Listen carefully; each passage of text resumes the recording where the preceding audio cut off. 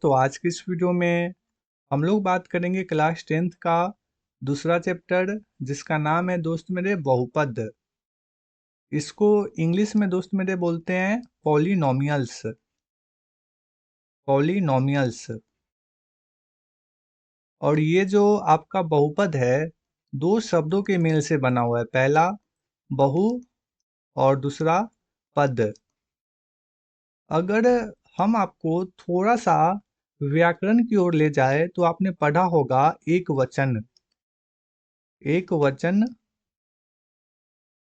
और दूसरा आपने पढ़ा होगा बहुवचन।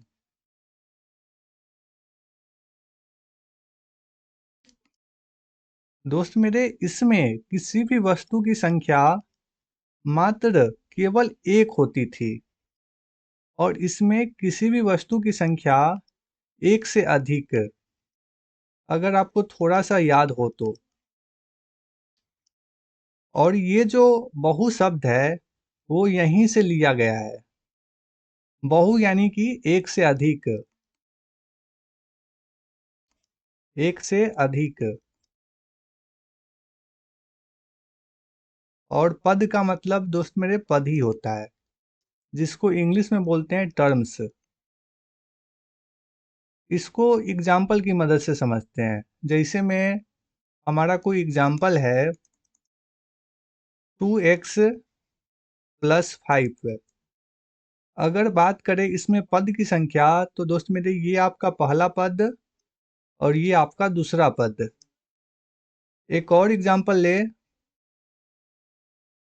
तो x² और प्लस का 3x और प्लस का 2। तो दोस्त मेरे इसमें आपका पहला पद और ये आपका दूसरा पद और ये आपका तीसरा पद, यही पद होता है। ठीक है। इसके बाद सबसे पहले हम चर मान को समझेंगे और उसके बाद अचर मान। ठीक है। तो ये जो आपका चर मान होता है दोस्त मेरे, यह फिक्स नहीं होता है। यह फिक्स नहीं होता है। और ये जो आपका अचर मान है यह फिक्स होता है। यह फिक्स होता है।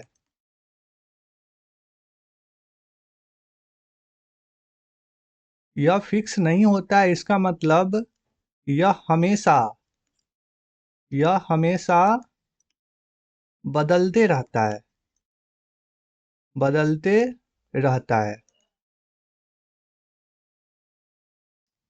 और दोस्त मेरे ये आपका हमेशा नहीं बदलता है, एकदम फिक्स रहता है। यह आपका एकदम फिक्स रहता है। ठीक है। अगर इसमें बात करें तो दोस्त मेरे आपका आ जाता है एग्जाम्पल में, ये आपका ABCDE और बात करें तो आपका XY और Z। ठीक है। और इसका स्मॉल अल्फ़ाबेट ABCDE और ये आपका XYZ। ठीक है। जैसे में मान लेते हैं आपका जो उम्र है वो आपका X वर्ष है और आपके पिता का उम्र Y वर्ष है। तो दोस्त मेरे ये सबके लिए अलग अलग होगा। जैसे में X वर्ष, कोई कहेगा आपका उम्र 20 वर्ष है, कोई कहेगा आपके पिता का उम्र 40 वर्ष है, यानी अलग अलग होगा। ये वैल्यू आपका चर मान कभी फिक्स नहीं होगा। अगर बात करें आपके घर में X केजी चावल है तो कोई बोलेगा 20, कोई बोलेगा 25, कोई बोलेगा 30, कोई बोलेगा 5, यानी कुछ भी बोल सकता है। और ये जो अचर मान होता है, अगर इसका एग्जाम्पल की बात करें तो दोस्त मेरे 2, 5, 7, या बात करें तो गिनती की संख्या भी डायरेक्ट कह सकते हैं, कोई दिक्कत नहीं है। और लिख सकते हैं 15, 20, यानी कुछ भी। इसमें आपका संख्या इसमें आपका संख्या आएगा दोस्त मेरे, और इसमें आपका अल्फ़ाबेट। अल्फ़ाबेट। इस चीज़ को आपको थोड़ा सा याद रखना होगा। यानी चर मान जो फिक्स नहीं होता है, हमेशा बदलते रहता है। इसको याद कैसे रखें? ये जो चर मान है, चरचरा के मौसम की तरह बदल जाता है। आप इसको ऐसे याद कर सकते हैं। और अचर मान फिक्स होता है या कभी नहीं बदलता है, ठीक है? दोनों एक दूसरा के उल्टा होता है। इसके बाद बहुपद और समीकरण में अंतर क्या होता है? अगर इस चीज को समझे, जैसे में अगर बात करें हम 2x+5, अगर इसी चीज को हम इधर लिख दे 2x+5 और सिर्फ यहाँ पर बराबर का साइन ऐड कर दे और इधर लिख दे 7, या चाहे तो 0 लिख दे, तो दोस्त मेरे ये हो जाएगा आपका बहुपद, सॉरी समीकरण। ये हो जाएगा आपका समीकरण। और दोस्त मेरे ये हो जाएगा आपका बहुपद। अगर किसी भी चीज में बराबर का साइन है तो दोस्त मेरे वो है आपका समीकरण। यानी बराबर का साइन अगर जिसमें नहीं है तो दोस्त मेरे वो क्या होगा? वो होगा आपका बहुपद। और जिसमें बराबर का साइन है वो होगा आपका समीकरण। बस इतना ही अंतर होता है, ठीक है? इसके बाद बहुपद होने के लिए शर्तें। इसके लिए क्या शर्त होता है? तो दोस्त मेरे बहुपद होने के लिए आपको याद रखना है, यहाँ पर लिख सकते हैं कि बहुपद होने के लिए, एक मिनट पेन का कलर थोड़ा सा चेंज कर लेते हैं। बहुपद होने के लिए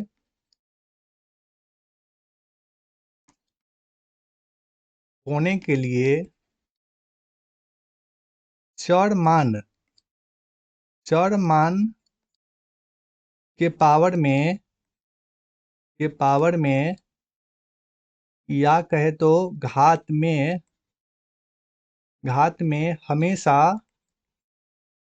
हमेशा पूर्ण संख्या होना चाहिए। पूर्ण संख्या होना चाहिए। अगर बात करें दोस्त मेरे, ये आपका पूर्ण संख्या क्या होता है? पूर्ण संख्या दोस्त मेरे वैसी संख्या को कहते हैं जो पूरा पूरा होता है, वो भिन्न में नहीं होता है, दशमलव में नहीं होता है। जो पूरा पूरा होता है, जैसे में 0, 1, 2, 3, 4, 5 और कहाँ तक? तो अनंत तक। दोस्त मेरे यही आपका पूर्ण संख्या होता है। इसके बाद बहुपद है या नहीं पहचाने। तो आइए पहचानने का प्रयास करते हैं, यह हमारा बहुपद है कि नहीं। सबसे पहले चर मान यानी x, चर मान यानी x², इसमें आपका कोई चर मान नहीं है। और ये रहा आपका चर मान, और इसमें भी चर मान नहीं है। और ये रहा हमारा चर मान, ठीक है? तो दोस्त मेरे अगर आप ध्यान से देखें तो आपको देखने को मिलेगा कि x के पावर कुछ न था 1। और दोस्त मेरे ये आपका पूर्ण संख्या है, इसलिए दोस्त मेरे ये आपका यस बहुपद है। अगर बात करें इसका, तो अगर आप ध्यान से देखें तो x के पावर 2, यानी ये भी आपका पूर्ण संख्या है, यानी ये भी आपका यस बहुपद है। अगर इस 7 की बात करें तो दोस्त मेरे इसको लिख सकते हैं 7 गुने का x के पावर 0। अगर इसका कैलकुलेशन करें तो 7 और x के पावर 0, यानी कुछों के पावर अगर 0 रहे तो उसका वैल्यू आता है 1, ठीक है? और फिर से ये आपका 7 आ जाएगा।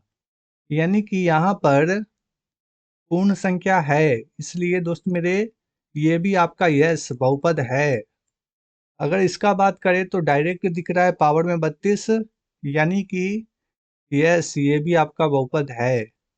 अगर इसका बात करें तो इसको लिख सकते हैं √2 गुने का x के पावर 0, यानी कि ये भी आपका बहुपद है। अगर इसका बात करें तो दोस्त मेरे इसको लिख सकते हैं 2x और पावर में 1/2।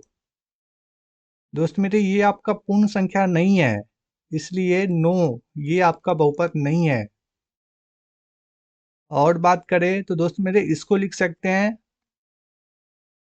x के पावर 2 है तो x के पावर 2, और रूट के जगह पे लिख सकते हैं 1/2। यानी कि जब इसका कैलकुलेशन करेंगे तो दोस्त मेरे इसको लिख सकते हैं 2/2, यानी ये जो 2 है इसमें गुना हो जाएगा, यानी 2/2, और ये आपका कट जाएगा तो x के पावर 1। तो दोस्त मेरे ये आपका यस बहुपद है। अगर इसका बात करें तो इसको लिख सकते हैं x के पावर 3 और इसका पावर 1/2, और जब इसका कैलकुलेशन करेंगे तो प्राप्त होगा x और पावर में 3/2। दोस्त मेरे ये आपका बहुपद नहीं है, यानी नो, ये आपका बहुपद नहीं है, क्योंकि 3/2 पूर्ण संख्या नहीं होता है।